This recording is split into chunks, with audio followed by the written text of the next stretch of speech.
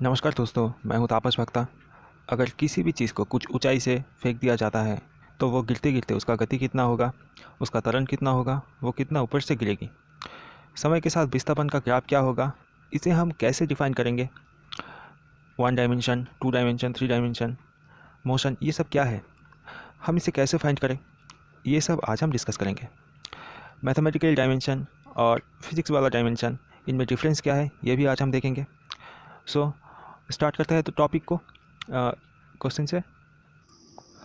Question को start करने से पहले हम देख लेते हैं पिछले दिन हमने क्या पढ़े थे। हमने पढ़े थे इक्वेशन ऑफ मोशन के 4 फॉर्मूले। एक क्या था, v equal to U plus A T, S equal to U T plus half of A T square, V square equal to U square plus 2 as, और इसको हमने छोड़ने के लिए कहा था। ओके, v क्या है? v है फाइनल वेलोसिटी, मतलब कि अंतिम वेग। u क्या है? u है इनिशियल वेलोसिटी, मतलब कि प्रारंभिक वेग। a क्या है? a है एक्सेलरेशन, मतलब कि त्वरण। t क्या है? t यानी टाइम, यानी कि समय। s क्या है? यह है डिस्प्लेसमेंट। ओके, आपको अगर ये वाला समझ में नहीं आ रहा है तो आप पिछली वीडियो में देख सकते हो। ओके, तो क्वेश्चन को देखते हैं। अच्छा, ये वाला क्वेश्चन को करने से पहले हम थोड़ा सा देख लेते हैं फ्री फॉलिंग मोशन क्या है। ओके, मान लो कि ये अर्थ सरफेस है, कोई भी चीज़ ऊपर से छोड़ दिया जाता है तो क्या होगा, वो सीधा नीचे आ जाएगा। ओके, इसे हम फ्री फॉलिंग कहते हैं। अब धरती इसको खींच रहा है किसी भी फोर्स से, मतलब कि बल से। ये जो बल से खींच रहा है इसे हम कहते हैं ग्रेविटेशनल फोर्स, यानी कि गुरुत्वाकर्षण बल। ओके, क्योंकि एक फोर्स है इसीलिए एक त्वरण भी होगा। त्वरण को हम डिफाइन करते हैं जी से, इसे हम कहते हैं गुरुत्वाकर्षण त्वरण। ओके, ये जो जी है ना, इसका एक वैल्यू है, वो वैल्यू है 9.8 मीटर पर सेकेंड और 980 सेंटीमीटर पर सेकेंड। ओके, अब ये जो पार्टिकल गिर रहा है ये कुछ ऊंचाई से गिरेगा, इस ऊंचाई को नापते हैं हाइट से, यानी कि एज। ओके, अब देखते हैं कुछ फॉर्मूले इसके रिलेटेड। पहला वाला है v equal to U plus G T, V equal to U plus G T. ये वो वाला फार्मूला जो हमने पिछले दिन पढ़े थे, उस फार्मूले से सिमिलर है, बस यहाँ एक्सेलरेशन था, बस यहाँ पे ग्रेविटेशनल एक्सेलरेशन लग जाएगा। ओके, दूसरा वाला फार्मूला था H equal to U T plus half of G T square. Okay, तीसरा वाला फार्मूला था V square equal to U square plus 2gh। Okay, तो हम प्रॉब्लम की तरफ बढ़ते हैं। ये वाला प्रॉब्लम, ये क्या है? A particle fall from a point P down to earth surface, the velocity at before touch earth surface is 90 metre per second, then find what is the time taken by the particle. Okay, मान लो कि ये earth surface है, कोई particle गिर रहा है यहाँ से ऊपर से अर्थ सरफेस की तरफ। ओके, इस पॉइंट में इसका वेलोसिटी क्या है? 90 मीटर पर सेकेंड। अब इसको गिरने में समय कितना लगेगा, उसे हमें फाइंड करना है। तो देख लेते हैं क्या क्या दिया हुआ है। पहले तो दिया हुआ है फाइनल वेलोसिटी दिया हुआ है 90 मीटर पर सेकेंड। ओके, हमें फाइंड करना है, टाइम फाइंड करना है। ओके, तो हमें फार्मूला पता है, फार्मूला को यहाँ पे देख लेते हैं। फार्मूला क्या था? v equal to U plus G T. अब v का वैल्यू दिया हुआ है 90, u का वैल्यू क्या होगा? 0, क्योंकि एक पार्टिकल फ्रीली फॉल कर रहा है, मतलब उसका इनिशियल वेलोसिटी इज़ 0। ओके, अब g का वैल्यू है 9.8 और टाइम को हमें फाइंड करना है। ओके, तो t इक्वल टू है 90 बाई 9.8। ओके, अप्रॉक्सीमेटली 9 आएगा, तो इसका आंसर क्या है? 9 सेकेंड। ओके, तो अगला क्वेश्चन हम देख लेते हैं। अगला क्वेश्चन है a ball fall from a table and it take 1 second for touch the surface, then find the height of the table. Okay, मान लो कि ये एक टेबल है, इसका टेबल का ये वाला पैर, ये वाला पैर, ये वाला पैर और एक और पेयर इधर है। ओके, इस टेबल से कोई एक पार्टिकल गिर रहा है। ओके, तो इसका हाइट हमें फाइंड करना है। अब जो पार्टिकल गिर रहा है उसको अगर उसका टाइम होगा वो 1 सेकेंड में गिरेगा। ओके, अब क्या क्या दिया हुआ है हम देख लेते हैं। सिर्फ टाइम दिया हुआ है, जो पार्टिकल गिर रहा है उसका टाइम दिया हुआ है 1 सेकेंड। ओके, हमें फाइंड क्या करना है, हाइट फाइंड करना है। ओके, हाइट क्या होगा, तो हमें फार्मूला पता ही है, फार्मूला बिठा देते हैं। फार्मूला है H equal to U T plus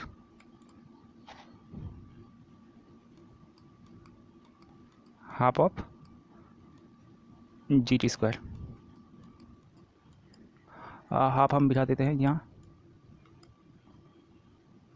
जी का वैल्यू है 9.8 और टी का वैल्यू है 1 स्क्वायर। ओके, तो एच मतलब यहाँ पर क्या होगा,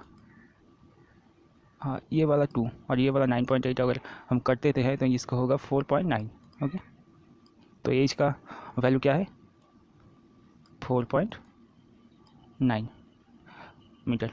ओके, ये वाला होगा आंसर। ओके, तो अगला क्वेश्चन हम देख लेते हैं। A particle freely fall from 27 metre height tower, then find the maximum velocity of the particle during the falling. Okay, अब यहाँ पे मान लो कि ये एक अर्थ सरफेस है और यहाँ पे एक टावर है। इस टावर का हाइट है 27 मीटर। ओके, अब इस टावर से एक पार्टिकल गिर रहा है। ओके, ये वाला पार्टिकल का मैक्सिमम वेलोसिटी कहाँ होगा, धरती को टच करने से पहले पॉइंट में यहाँ सबसे ज़्यादा वेलोसिटी होगा। ओके, अब इस वेलोसिटी को हमें फाइंड करना है, ये वेलोसिटी क्या है। ओके, तो क्वेश्चन को देख लेते हैं क्या क्या दिया हुआ है। यहाँ पे दिया हुआ है हाइट, सिर्फ हाइट दिया हुआ है, ये दिया हुआ है 27 मीटर। ओके, हमें फाइंड क्या करना है, फाइनल वेलोसिटी। ओके, ये क्या है, फार्मूला तो हमें पता ही है। फार्मूला है V square equal to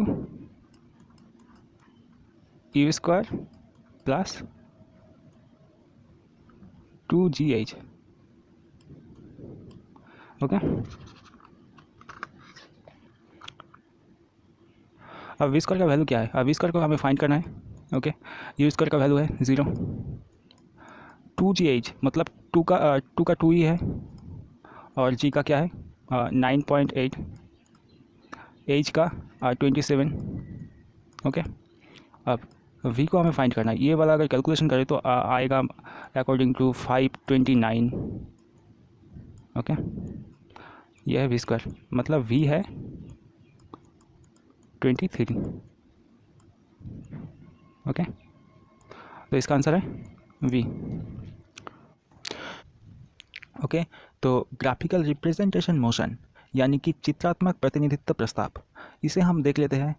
displacement और टाइम यानी कि विस्थापन और समय के बीच में ग्राफ कैसा होता है। ओके, मान लो कि आप रेस्ट में होते हो, तब डिस्प्लेसमेंट और टाइम के बीच में जो ग्राफ होगा वो कुछ स्ट्रेट लाइन की तरह इस तरह से होगा। ओके, अब आप अगर यूनिफॉर्मली मोशन में हो तो आपका ग्राफ कुछ इस तरह से होगा ऊपर की तरफ। अगर आप डिस्प्लेसमेंट और टाइम के बीच में यूनिफॉर्मली एक्सेलरेशन में हो तो आपका ग्राफ कुछ कर्व की तरह ऊपर जाएगा। यहाँ पे मैं ग्राफ को ज़्यादा डिस्कस नहीं करूँगा क्योंकि इससे ज़्यादा एग्ज़ाम में पूछता भी नहीं है। ओके, अब वेलोसिटी और टाइम के बीच में अगर ग्राफ ड्रॉ करते हैं तो ये वाला ग्राफ अगर आप यूनिफॉर्मली वेलोसिटी में हो यानी कि यूनिफॉर्मली वेग में हो तब आपका जो ग्राफ होगा वो कुछ इस तरह से होगा। ओके, अब आप अगर यूनिफॉर्मली एक्सेलरेशन में हो तब वेलोसिटी और टाइम के बीच में जो ग्राफ होगा वो कुछ इस तरह से होगा। ओके, तो हम अगला क्वेश्चन डिस्कस कर लेते हैं। The equation of angular velocity, कौणिक वेग, कौणिक वेग का इक्वेशन क्या है, ये वाला या ये वाला। ओके, तो हम इसे डिस्कस करने से पहले हम देख लेते हैं कि 1 डायमेंशन 2 डायमेंशन और 3 डायमेंशन मोशन क्या है। इसे हम एग्जाम्पल से समझ लेते हैं, थोड़ा कोशिश करते हैं। मान लो कि ये वाला एक सड़क है। ओके, यहाँ पे कोई ड्राइवर कार लेके ड्राइव कर रहा है, वो इस तरफ जा रहा है। ओके, अब ये वाला ड्राइवर एक स्ट्रेट लाइन में जा रहा है, मतलब इसे हमें मेज़र करने के लिए बस एक स्ट्रेट लाइन चाहिए। ओके, तो ये वाला होगा 1 डायमेंशन मोशन। Clear that. अब ये वाला मान लो एक कैरम बोर्ड है। ओके, अब यहाँ पे एक स्ट्राइकर लेके इस तरफ मार रहे हो। ओके, तो ये वाला यहाँ पे जाके यहाँ पे टच करके यहाँ पे टच करेगा और इधर आएगा। अब देखो, इसका मोशन हमें मेज़र करने के लिए दोनों डायमेंशन चाहिए। एक तो है ये वाला, एक होगा ये वाला। ओके, अब क्योंकि इसे मेज़र करने के लिए हमें दोनों डायमेंशन चाहिए, तो ये होगा 2 डायमेंशन मोशन। ओके, अब मान लो कि ये वाला स्ट्राइकर आप यहाँ से हिट किया। ओके, तो यहाँ पे जाके ये वाला स्ट्राइकर उछाल के बोर्ड के बाहर चला गया। अब ये दोनों तो मेज़र कर रहा है बोर्ड को, क्योंकि ये उछाल रहा है तो एक और डायमेंशन आ गया। तो इसीलिए अगर ये उछाल रहा है, इसका टोटली हमें मोशन दिखाना है, तो ये मोशन होगा 3 डायमेंशन मोशन में। ओके, तो 1 डायमेंशन मोशन क्या है, इसे हम पहले ही देख चुके हैं। अब इसके थोड़े एग्जांपल देख लेते हैं। ये वाला शेप, यानी कि पेड़ से ये वाला शेप सीधा फ्री फॉल कर गया। ओके, अब ये शेप, इसका जो मूवमेंट है, इसको हमें दिखाने के लिए क्या करना पड़ेगा, बस एक स्ट्रेट लाइन ड्रॉ करना पड़ेगा। ये इस तरफ गिरा है। ओके, तब हम क्या करेंगे, इसका मूवमेंट को पूरी तरह मेज़र कर लेंगे। ओके, तो ये वाला होगा 1 डायमेंशन मोशन। ओके, अब 2 डायमेंशन मोशन मतलब कि जिसका मोशन को हमें दिखाने के लिए दोनों कोऑर्डिनेट चाहिए, तो वो वाला होगा 2 डायमेंशन मोशन। ओके, अब ये सर्कुलर मोशन, ये सर्कुलर मोशन क्या है, इसे हम देखते हैं। मान लो कि ये एक ओरिजिन है, यहाँ से ये वाला रेडियस लेके कोई भी पार्टिकल इस तरफ से मूव कर रहा है। ओके, मान लो कि ये जो पार्टिकल है ये इस पॉइंट में है। ओके, ये वाला ए पॉइंट। अब इस पार्टिकल ये वाला पॉइंट में आ गया, ये वाला बी पॉइंट में आ गया। ओके, अब इसका जो डिस्प्लेसमेंट हुआ, एंगुलर डिस्प्लेसमेंट हुआ, इतना हुआ, यानी कि इसे हम मेज़र करते हैं थीटा से। ओके, ध्यान से सुनिए, पार्टिकल यहाँ पे था, यहाँ से पार्टिकल घूम के यहाँ पे आ गया। ओके, अब इसका जो एंगुलर डिस्प्लेसमेंट हुआ इतना हुआ, यानी कि थीटा। ओके, अब हमें पता ही है कि वेग यानी कि वेलोसिटी वो क्या है, वो है टोटल डिस्प्लेसमेंट, यानी कि total displacement by total time. Okay, यहाँ पे एंगुलर डिस्प्लेसमेंट हुआ है और टाइम कितना लगा, हम मान लेते हैं टी टाइम लग गया। ओके, तो एंगुलर डिस्प्लेसमेंट बाय टाइम ये क्या है, ये होगा एंगुलर वेलोसिटी। ओके, तो ये है एंगुलर वेलोसिटी। डब्ल्यू नहीं है, ये ओमेगा है, omega equal to theta by T. Okay, अब इसे हम मिटा देते हैं। अब मान लो ये जो पार्टिकल है ना, ये पार्टिकल यहाँ से इस रास्ते से जाके पूरी तरह घूम के यहाँ पे फिर से आ गया। ओके, पार्टिकल यहाँ से पूरी तरह जाके घूम के अब यहाँ पे ही आ गया। ओके, तो ये वाला पार्टिकल का पूरा एंगुलर डिस्प्लेसमेंट कितना हुआ, अगर हम इसे 4 तरह डिवाइड करते हैं तो पूरा डिस्प्लेसमेंट कितना हुआ, ये वाला 90 डिग्री हुआ, ये वाला 90 डिग्री, ये वाला 90 डिग्री, ये वाला 90 डिग्री, यानी कि 360 डिग्री एंगुलर डिस्प्लेसमेंट हुआ, यानी कि 2 पाई। ओके, तो ये वाला हुआ पूरा टोटल एंगुलर डिस्प्लेसमेंट। अब हम मान लो कि इसको यहाँ से घूम के यहाँ पे आने में वक्त लगा टी, यानी कि पूरा टाइम पीरियड क्या है, T. Okay, T time period है। अब इसका एंगुलर वेलोसिटी क्या है, ओमेगा इक्वल टू पूरा angular displacement 2 pi divided by पूरा टाइम पीरियड, यानी कि टी। ये हुआ इसका एंगुलर डिस्प्लेसमेंट। ओके, अब अगर पार्टिकल इस पॉइंट में है, ओके, इस पॉइंट से यहाँ से घूम के फिर से यहाँ पे आने के लिए पूरा डिस्प्लेसमेंट, नॉर्मल डिस्प्लेसमेंट कितना हुआ, नॉर्मल डिस्प्लेसमेंट हुआ 2 पाई आर। ये सब हमें फार्मूला से ही पता है। आर क्या है, ये आर है रेडियस, यानी कि ये जो ओरिजिन है, ओरिजिन से ये जो पार्टिकल है इसका डिस्टेंस। ओके, ये वाला आर है। ओके, ये हमें फार्मूला से ही पता है, सर्कुलर के फार्मूले से 2πr। ओके, तो ये वाला हुआ पूरी तरह डिस्प्लेसमेंट, नॉर्मल डिस्प्लेसमेंट। अब टाइम कितना लगा, वो सिर्फ टाइम पीरियड t यानी कि t। अब नॉर्मल वेलोसिटी क्या हुआ इसका, नॉर्मल डिस्प्लेसमेंट यानी कि 2πr by total time period. Okay, तो वेलोसिटी क्या हुआ 2πr बाई t। ओके, ये हुआ उसका नॉर्मल वेलोसिटी। हमें पता है क्या क्या, v equal to 2πr by t। Okay, एक और omega equal to 2π by t, ये भी हमें पता है। तो यहाँ पे जस्ट हम ये वाला इक्वेशन और ये वाला इक्वेशन, दोनों इक्वेशन को बस कंबाइन करते थे, तो क्या आएगा v equal to omega into r। Okay, मतलब कि नॉर्मल वेलोसिटी के साथ एंगुलर वेलोसिटी का रिलेशन ये है, v equal to omega into r। अब प्रोजेक्टाइल मोशन ये क्या है, इसके बारे में हमें ज़्यादा नहीं जानना है, बस इतना जान लीजिए कि एक प्रोजेक्टाइल मोशन है ये वाला, कि अगर आप फुटबॉल खेल रहे हो तो आप अगर फुटबॉल को ऐसे हिट कर रहे हो तो ये वाला फुटबॉल क्या इस पाथ में जाके यहाँ से जाके यहाँ पे गिरेगा। ये वाला मोशन एक प्रोजेक्टाइल मोशन है, बस इतना ही जान लो और कुछ नहीं जानना है। ओके, और 3 डायमेंशनल मोशन यानी कि तीसरा आकार प्रस्ताव, ये क्या है, ये तो हमें पता ही है।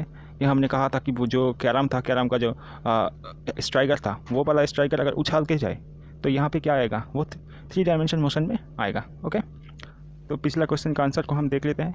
The equation of angular velocity, conic वेग का इक्वेशन क्या है। ओके, तो वो वाला होगा omega equal to 2π by t। Clear. अगले टॉपिक में हम देखेंगे Newton's first law, second law और थर्ड लॉ, ये सब क्या है, moment of inertia, force, impulse, ये सब क्या है, इसे हम देखेंगे। ओके, तो अगर वीडियो आपको अच्छा लगा है तो सब्सक्राइब कीजिए, लाइक कीजिएगा और शेयर भी कर दीजिएगा। Okay, thank you.